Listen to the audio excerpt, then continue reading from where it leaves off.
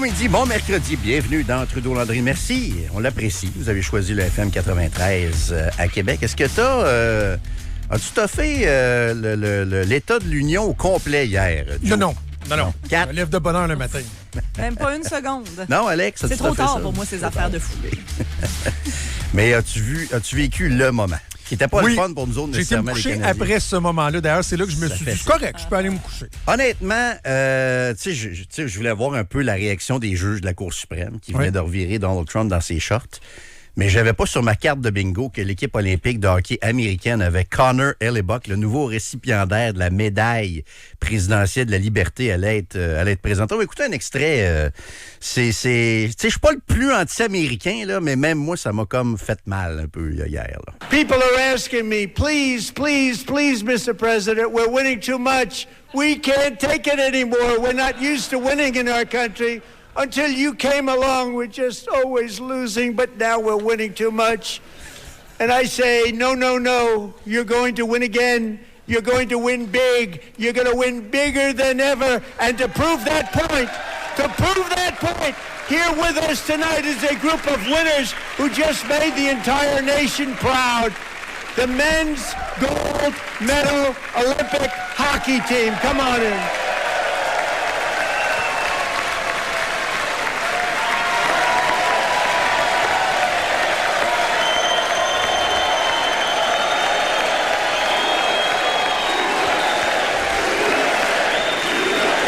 Même moi, je suis pas anti-américain. Même moi, ça me faisait mal de regarder ça le hier, micro là, qui pique. On s'entend, là, t'es au Capitole, puis le micro, tellement que Trump, il crie dans le micro. Pour ceux moins familiers avec l'anglais, Trump, il disait, c'est un discours très solennel qui a duré très longtemps, là, avec les élus qui sont là, le vice-président, etc., les juges de la Cour suprême. Il dit, il y a des gens qui me disent, on est tanné de gagner. On gagne tellement, et c'est là qu'il a présenté l'équipe olympique américaine. Je sais pas si notre prochain invité a regardé le discours de l'État de l'Union hier, hein, Joe, je sais pas, on va lui demander, on va lui poser la question. Moi, avec 2 bébés à la maison, là, dès que je peux dormir dehors, c'est que j'ai lu les résumés ce matin, ça me suit. Je vous comprends. Notre prochain invité qui est avec nous en studio, il est ministre de la Transformation du gouvernement, des Travaux publics et de l'Approvisionnement et également lieutenant du Québec, député du comté de Louis-Hébert également ici dans la région de Québec, M. Joël Lightbound qui est avec nous pour débuter l'émission. M. Lightbound, bonjour. Bonjour, bon midi. Quand vous entendez l'extrait, ça... Sentez-vous qu'il nargue un peu le Canada quand même? C'est sûr que la game de dimanche, j'aurais bien aimé qu'on la gagne. Ça aurait fait du bien. Puis on la méritait en toute impartialité. Ben oui. En toute impartialité. mais je pense que pour le reste, je veux dire, les Américains ont leur façon de faire en ce moment. On subit la guerre tarifaire qui nous impose depuis un certain temps. Mais de notre côté, je crois que ça amène un repositionnement qui était nécessaire, puis duquel je pense que le Canada peut sortir gagnant. Juste sur ce que ça fait vibrer, là, on voit le patriotisme des Américains, c'est pas nouveau, là, ils sont très très fiers d'Américains et grand bien leur face, puis là on l'a vu avec la victoire des États-Unis contre le Canada. Moi, j'ai toujours été un petit peu jaloux de ça. T'sais, quand j'allais aux États-Unis, de voir les gens qui affichent fièrement le drapeau. On l'a peut-être un peu plus dans le Canada anglais, mais au Québec, on a toujours été gênés d'être patriotique ou d'être fiers d'être Canadien. Il reste qu'avec tout ce qui se passe avec les États-Unis, il y a comme une espèce de ressurgence de ce sentiment-là de fierté canadienne. Certainement. Puis moi, je veux dire, on l'a vu il y a à peu près 1 an, là, quand les tarifs ont été imposés. La vente de drapeaux du Canada a explosé au Québec. Je ne sais pas si vous vous souvenez, ça a fait les manchettes. Puis dans la campagne électorale d'avril dernier, moi, je le sentais. Il y a des gens qui venaient, qui se sont jamais impliqués en politique, qui se disaient, là, je le fais pas nécessairement pour le Parti libéral, tant que je le fais pour le Canada, en voyant M. Carney la meilleure personne pour défendre le pays. C'est que ce sentiment-là, je crois qu'il est encore très présent. Puis même si on prend un dossier plus politique, là, unir l'économie canadienne, ça fait, depuis que je suis en politique, qu'on en parle. Ceux qui sont plus vieux que moi s'en souviennent, ça fait des décennies qu'on en parle, mais là, ça se fait pour de vrai. Toutes les provinces sont en train de le faire, si c'est pas déjà fait, le fédéral le fait. C'est qu'il y a ce sentiment qu'il faut se serrer les coudes. Puis à ce chapitre-là, c'est peut-être il y a du positif qui peut ressortir de la situation avec les États-Unis. Vous êtes surpris de voir la souveraineté à 30 % dans le sondage de ce matin? Ce matin, c'est assez... ça devait pas être un beau réveil pour Paul Saint-Pierre Plamondon puis vos amis du Bloc ce matin. Là. Je veux dire, ça confirme ce que je vois sur le terrain. On me parle pas de souveraineté du Québec, on me parle de la souveraineté du Canada. Qu'est-ce qu'on peut faire pour la bonifier, l'augmenter, la rehausser, les alliances qu'on peut faire avec l'Europe, avec d'autres pays qui ont les mêmes valeurs. On me parle très peu de souveraineté du Québec, d'autant plus que toute l'incertitude économique qui pèse sur le pays avec la guerre tarifaire, ça amène pas un fort désir de plus d'instabilité. C'est que pour moi, je veux dire, l'idée d'un référendum et de la souveraineté du Québec, j'ai des gens que je connais, que j'estime, que je respecte, qui y croient, ça leur appartient. Maintenant, je vois pas ça dans les priorités des Québécois. Certainement pas de mon monde dans le comté.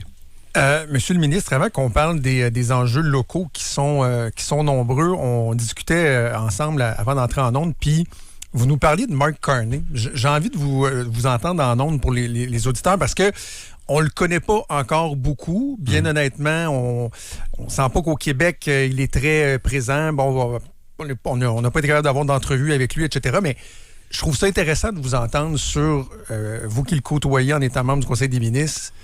Comment vous le percevez? Comment c'est travailler avec lui? C'est sûr que je suis pas complètement impartial. Là, je fais partie de son équipe, mais je dois vous dire que pour le voir travailler de près puis avoir quand même des bons contacts avec lui, j'ai une estime immense. Je veux dire, c'est sûr que je peux pas être complètement dénué de partialité, mais je pense qu'on peut s'estimer chanceux qu'un homme avec un pareil parcours ait décidé de se lancer dans l'arène politique, il aurait pu faire 1000 et une autres choses de sa vie, M. Carney, décider de servir son pays à un moment où on a vraiment besoin d'un fin stratège à la tête du pays, qui a un bon réseau de contacts, puis je veux dire, depuis le début, quand on regarde ce qu'il fait en matière de défense, par exemple, on a eu la stratégie industrielle de défense, on a la stratégie en matière d'intelligence artificielle qui s'en vient, les alliances qu'il est en train de créer, entre autres, on fait partie d'un pacte d'approvisionnement pour les dépenses militaires avec l'Europe, le SAFE, qui représente des centaines de milliards. Ce qu'il est allé faire aux Émirats arabes unis, ramener 70 milliards d'engagements. Le fait qu'on soit en train de normaliser les relations avec l'Inde, il a invité le Premier ministre Modi au G7. Tout ça mis ensemble, moi, ce que j'observe chez M. Carney, c'est quelqu'un qui, en anglais, c'est ça que je vous disais avant qu'on entre en onde, mais qui joue un 3D chess. C'est-à-dire qu'il y a un plan, il le met en œuvre, puis je veux dire, c'est sûr qu'il y a une dose d'incertitude, on ne contrôle pas ce qui se passe au sud de la frontière, mais en même temps, il y a bien des choses qu'on contrôle au nord de la frontière, puis c'est ce qu'on est en train de faire. Les grands projets, on pourrait en parler aussi, mais le projet de loi qu'on a passé pour accélérer, faciliter l'approbation de grands projets à travers le pays. Pour moi, ça, c'est que des bonnes nouvelles d'un point de vue de la résilience de l'économie du Canada. Je cherche un peu le concret, puis je vous avoue que moi, je suis un peu inquiet pour la CEUM. Là. Moi, je pense que j'invente rien en disant que les États-Unis vont rester notre principal partenaire économique, là, qu'on le veuille ou non. Là. Ça va être ça. Donc, moi, je suis un peu inquiet de l'avenir de l'accord de libre-échange avec les États-Unis et le Mexique. Puis la réalité, c'est que depuis que M. Carney, premier ministre, on l'avait élu, il a été élu pour tenir tête aux États-Unis, mais on dirait qu'il y a plus de tarifs. Là, il y a eu la décision de la Cour suprême aux États-Unis, mais ça n'a rien à voir avec M. Carney. On dirait qu'il n'y a pas de résultat là-dessus. Bien, là. il reste qu'en moyenne, pas de résultat. En moyenne, les tarifs sont imposés au Canada. On parle d'à peu près 4,9 86 des marchandises sont exemptées de tarifs. Ça, c'est parce qu'il y avait des ententes qui protégeaient certains secteurs. Ben, je veux dire, on maintient aussi ça. En ce moment, il y a une révision de la CEUM qui va se faire, mais je pense qu'on a aussi beaucoup d'alliés aux États-Unis qui voient très bien que l'accord trilatéral qu'on a avec le Mexique, les États-Unis et le Canada sert l'économie américaine. Les chaînes d'approvisionnement sont intégrées. C'est que pour moi, reste qu'on a le meilleur deal en ce moment, mais c'est sûr que tout le monde, maintenant, je pense, après à son deuxième mandat, 1 an dans le mandat de M. Trump, on voit à quel point c'est difficile, cette relation-là. Pas seulement pour le Canada, mais pour le reste, Trump, c'est difficile tout court, là, je veux dire. Maintenant, on l'a vu hier encore. Là. Maintenant, ce qu'on peut faire, c'est ce que je mentionnais un peu plus tôt, là, c'est ce sur quoi on peut se concentrer ici. Puis je veux dire, on est très occupé à bâtir l'économie canadienne. Puis ça fonctionne. Elle montre des signes d'une grande résilience. Mais le Québec est au bord de la récession. On disait ça dans des articles hier. Là. Puis il y a des vents de face, c'est clair. Sauf que tu regardes le taux de chômage passer à 6,5 % au pays par rapport à l'an dernier, l'inflation qui se maintient dans la fourchette de la Banque du Canada, la croissance qui est bon. Et pourquoi la croissance est meilleure? Parce que ce qu'on disait hier, c'est que la croissance est meilleure à l'extérieur du Québec. Au Canada, il y a de la croissance. Ici, il y a de la décroissance. On frise la récession. Pourquoi c'est comme ça? Ben, je suis peut-être pas je veux dire, je suis pas un économiste. Là. Je pourrais pas. J'ai vu les résultats qui ont été mentionnés, mais j'ai pas l'analyse fine pourquoi le Québec s'en tire peut-être un petit peu moins bien. Venons-en à nos moutons, bien de chez nous. Le tramway, évidemment, c'est incontournable. Je pensais qu'on ferait une entrevue sans parler du tramway. Là. Je me disais, je vais aller m'acheter un billet de l'auto. Là, ça fait 10 ans on n'a pas le choix. Jérôme le dit souvent, le provincial qui est rendu à près d'une dizaine de lettres envoyées pour exiger, demander à ce que le financement soit augmenté pour atteindre le 40 % comme part du fédéral. La dernière fois, vous nous aviez dit qu'il existe des sommes, il y a des demandes qui doivent être faites. Puis, On aimerait savoir l'heure juste. Qu'est-ce qui se passe? Puis est-ce que le fédéral va être là ou c'est la caisse de dépôt qui devra casquer pour le manque à gagner? On en est où? Oui, moi, ma réponse n'a pas changé. On était là pour 1,2 milliard, 1,2 milliard en 2018. On a augmenté notre part pour être à plus qu'1,4 milliard en ce moment. Maintenant, il y a des enveloppes, en effet, qui sont en train d'être négociées avec Québec. Je sais que le ministre Champagne, le ministre Girard se parle souvent, le ministre des Infrastructures, il y a des fonds supplémentaires qui ont été octroyés dans le dernier budget pour les infrastructures, 20 milliards d'argent neuf. Pour tout le Canada. Pour tout le Canada, mais quand même, on parle de 51 milliards sur 10 ans. C'est qu'il y a une partie qui va revenir au Québec mais nécessairement. Pour tout le Canada aussi. Là. Donc, le tramway, c'est un projet parmi... Oui, mais quand on regarde les travaux qui commencent sur le tramway, qui vont se poursuivre au cours des prochaines années, si Québec, puis comment ça fonctionne, c'est pas un projet spécifique où ils nous demandent 40 %, c'est qu'ils doivent prioriser différents projets à partir des enveloppes. La part du fédéral peut augmenter à partir du moment où les ministres, entre autres les ministres des Finances, s'entendent, puis que le projet de tramway est priorisé. Est-ce qu'il est priorisé ou pas, là, au moment où on se parle? Il faut finaliser les ententes. 2 fonds pour le transport en commun, fonds pour les collectivités fortes. Ouais. C'est en train de se faire. On est près de la ligne d'arrivée. Okay. C'est qu'à partir de ce moment-là, si Québec dit, nous, projet de tramway prioritaire, année après année, le fédéral pourrait rajouter de l'argent puis arriver à quelque chose qui se rapproche de 40 %. Eh bien, c'est que les ententes ne sont pas encore conclues, mais ils sont en voie de se conclure, ça approche. Il est à combien le tramway? Parce que votre collègue Steve Lavoie dans Beauport a parlé de 12-13 milliards, puis il a même dit à votre collègue Paulus des conservateurs, voyons, vous savez pas ça, vous, que le tramway est rendu à 12-13 milliards? Ce que Steve voulait dire, puis des fois, on peut s'emporter en chambre, mais il parlait des retombées économiques qui sont estimées à 12 milliards. C'est que moi, c'est ma compréhension. Le coût que j'ai... Il parlait des retombées économiques. Des retombées économiques du projet de tramway, entre autres, le développement qui va se faire autour de la ligne. Quand même une tramway. erreur majeure. Là. Mais il a rectifié le tir assez vite. Puis le coût qu'on a est à 7,6 en ce moment. C'est ce que j'ai. C'est l'information que j'ai. Vous n'avez pas eu d'autres mises à jour de ça non, depuis, ça reste depuis décembre 2024. Puis CDPQ Infra, quand on parle de la part du fédéral, il y a un point d'interrogation, c'est quelle sera, s'il y en a une part que CDPQ Infra pourrait prendre dans le projet. C'est que ça aussi, ça va déterminer comment on arrive au financement final. Ouais. Je vous soumets une hypothèse. J'ai comme l'impression que le fédéral, vous l'avez dit, dans la répartition des enveloppes, si Québec décide de prioriser le tramway puis aller jusqu'à à peu près 40 %, vous allez dire, parfait, mettez-le là. Mais si ils allouent tout ce que ça prend pour atteindre le 40 %, ils en ont plus assez pour financer d'autres projets, notamment les projets gigantesques, très ambitieux, probablement super pertinents, mais de plus de la grande région de Montréal, REM de l'Est, Ligne bleue, etc., etc. J'ai comme l'impression que le gouvernement, il voudrait peut-être en avoir plus, mais il ne sait pas comment il va répartir son argent dans ses différents projets. Puis je suis pas sûr que le tramway de Québec, c'est ce qui l'allume le plus. Ça dépend. C'est vrai que historiquement, quand on regarde l'évolution du dossier, c'est peut-être pas le projet que le gouvernement du Québec avait au sommet de ses priorités. Il fut un temps, mais maintenant, ce l'est. Et moi, j'ai confiance que ce sera un projet. D'ailleurs, je veux dire, M. Simard nous a envoyé une lettre. Je sais que c'est un projet qui est important pour Jonathan Julien aussi aux infrastructures. 9 lettres. Aux infrastructures, oui.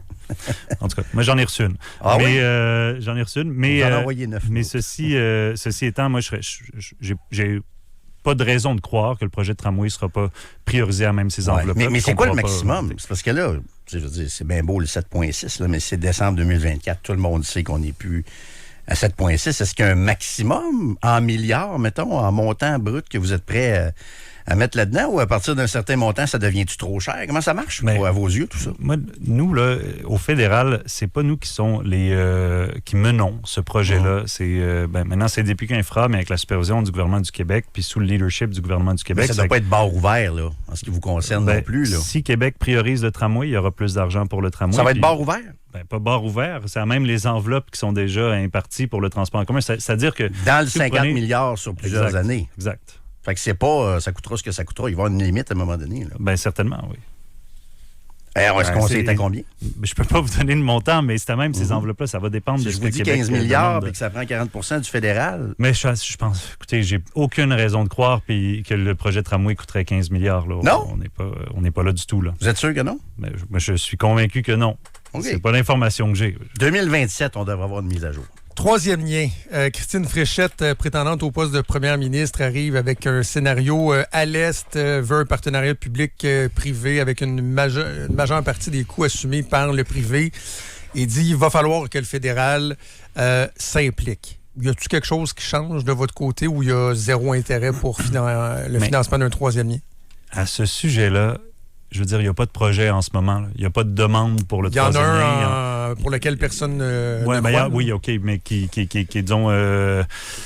il est sur respirateur artificiel, là, disons, d'ici la fin de la course à la chefferie à la CAQ. C'est que nous, quand il y aura un projet monté en bonne et due forme, puis c'est ce qui manque dans le dossier du troisième lien. Moi, je ne suis pas philosophiquement contre le troisième lien. Je pense que quand on regarde l'évolution démographique à Québec, il y a quand même... C'est pas dénué d'intelligence et de sens, le projet de troisième lien. Seulement, ce qui manque à ce projet-là, c'est l'information, c'est du sérieux. Je veux dire, ça fait quand même longtemps qu'on en parle, vous le savez mieux que quiconque, et on a toujours très peu d'informations à tracer. Qui a manqué de sérieux là-dedans? Je veux dire, écoutez, il a été abandonné pour différentes raisons, il a été réactivé pour d'autres raisons. Je pense que je comprends un peu que ça puisse laisser un goût amer à certains à Québec. Ce que j'aime de ce que Mme Fréchette propose, c'est qu'il y a des solutions concrètes pour soulager le transport. Mais le MTQ dit non, là. Entre autres, le pont de Québec, vous pensez quoi de ça, de jouer sur la hauteur du tablier? Mme Fréchette propose ça, mais le MTQ nous dit dans des courriels, ça se fait pas, on perd une voie, on va perdre la fluidité. C'est quoi votre position là-dessus? Abaisser le tablier, nous, c'est très possible de le faire. Maintenant, c'est une décision qui relèverait du gouvernement du Québec. Puis ça aurait le potentiel de permettre le camionnage lourd de passer. Les fonctionnaires disent, en commun éventuellement. On perd une voie pour les autos. Écoutez, je suis pas un expert en transport, même si tout le monde à Québec l'est un peu, là, après 10 ans de débat sur le troisième lien puis le tramway.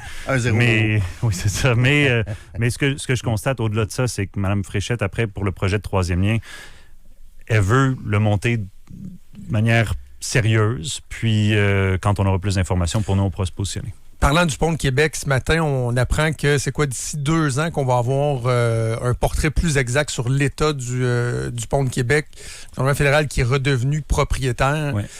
Bon, là, je comprends qu'on va avoir un rapport dans 2 ans, mais à partir de ce qu'on sait en ce moment, là, c'est quoi votre niveau de confiance sur la pérennité du pont de Québec comme infrastructure utile et en santé? Le rapport est en train de se faire, mais il y a des travaux qui se font aussi sur le pont de Québec. Puis pour moi, d'avoir la Société des ponts Jean-Cartier et Champlain qui s'occupe de gérer le pont de Québec, de présider aux travaux, c'est une excellente nouvelle parce que pendant tellement d'années à Québec, on s'est relancé la balle en différents paliers de gouvernement avec le CN aussi pour qui est en charge des travaux. Maintenant que le fédéral en ait repris possession, qu'on ait mis ça entre les mains de la Société des ponts, c'était la seule solution à long terme pour le pont de Québec. Et moi, je suis confiant qu'avec cette solution-là, mais aussi avec l'argent qui a été débloqué pour ça sur les 25 prochaines années, 40 prochaines années, l'avenir du pont de Québec est assuré.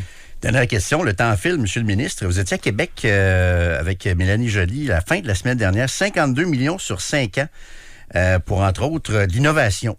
Ça concerne... Puis, ce que je comprends, c'est que ça fait partie de la nouvelle stratégie industrielle en défense du Canada. Est-ce que ça va créer des emplois, ça, pour la région de Québec, cette annonce? Je suis bien heureux qu'on en parle parce que pour le commun des mortels qui s'intéresse peut-être un petit peu moins à ce qui se fait dans le parc industriel, puis je veux dire, moi, avant d'être en politique, l'INO, parce que c'est de l'INO dont on parle, qui se mixe avec ou se fusionne avec un organisme de Montréal qui s'appelle le CRIM pour créer Lucia. C'est un centre de recherche industrielle où il crée de l'innovation, puis à partir de cette innovation-là, il y a des entreprises qui sont nées. On peut penser par exemple à Optel, ici à Québec, qui emploie des centaines de personnes, mais il y en a 36 entreprises qui ont été créées à l'INO. Dans les 10 dernières années, ce qui s'est fait à l'INO, c'est 4,6 milliards de retombées économiques directes. 84 transferts technologiques. Nous, on vient augmenter le financement pour l'INO, Lucia maintenant. Puis on vient aussi forger, disons, une alliance avec l'INO pour la stratégie industrielle de défense parce qu'il y a beaucoup de choses qui se font à l'INO qui peuvent être utiles pour les forces armées canadiennes, qui se font déjà en ce moment à l'INO, mais qui vont se faire à plus grand rythme. En job, à peu près, on sait combien de jobs ça peut créer ou dans la région de Québec, ça? J'ai pas de chiffres, il faudrait leur demander, mais si je regarde le passé des dernières décennies à l'INO, c'est énormément d'innovation. Il y a des compagnies, Teraction, par exemple, il y a eu Ledartec à une époque aussi qui a eu des bons moments, des grands moments, mais et le Optel, comme je le mentionnais, mais il y en a plusieurs autres. Quand même, juste en terminant, c'est quand même assez incroyable de penser qu'une stratégie aussi ambitieuse au point de vue militaire, puis que je pense économiquement là, est souhaitable, vienne d'un premier ministre du Parti libéral du Canada. On n'aurait pas pensé ça il y a à peine 1 an. C'est vrai, mais en même temps, le Parti libéral a cette capacité à se recentrer. Puis moi, c'est un recentrage que j'espérais au Parti libéral. Puis en même temps, pour moi, il vient consolider une bonne partie de l'héritage de M. Trudeau. C'est-à-dire que M. Trudeau a été très axé sur les programmes sociaux, l'allocation canadienne pour enfants, le régime canadien de soins dentaires dont les gens bénéficient. Moi, il y a 10 000 personnes dans mon comté qui n'allaient pas voir un dentiste, qui y vont maintenant, qui ont accès. Allocation canadienne pour enfants, on a réduit la pauvreté chez les enfants de 40 % au pays grâce à ça. Maintenant, si on veut se permettre ces programmes-là, il faut avoir une économie robuste. Puis pour moi, le recentrage du Parti libéral, c'est ça, avec M. Carney, qui vient protéger l'héritage. Puis sur la stratégie industrielle de défense puis les investissements en défense, je m'arrête là après, mais n'importe qui questionne l'importance d'investir en défense n'a qu'à aller passer un peu de temps sur la base militaire de Valcartier pour voir que c'est des décennies, pas seulement conservateur libéral, de négligence vis-à-vis de nos forces. Il est temps qu'on réinvestisse. Puis, je pense que ça tombe sur le sens. D'ailleurs, on vient d'annoncer près de 1200 unités de logement à Valcartier hier. Merci, M. Lightbound, d'être passé. On l'apprécie. Merci beaucoup d'être passé. Ça me fait plaisir. Merci beaucoup. On va vous laisser aller changer une couche. Yes. Oui, ou recruter des députés conservateurs, peut-être. Sait-on jamais. Sait-on jamais. Joël Lightbound, qui est ministre de la Transformation du gouvernement, des Travaux publics et de l'approvisionnement et lieutenant du Québec. Midi 21, bougez pas, on revient.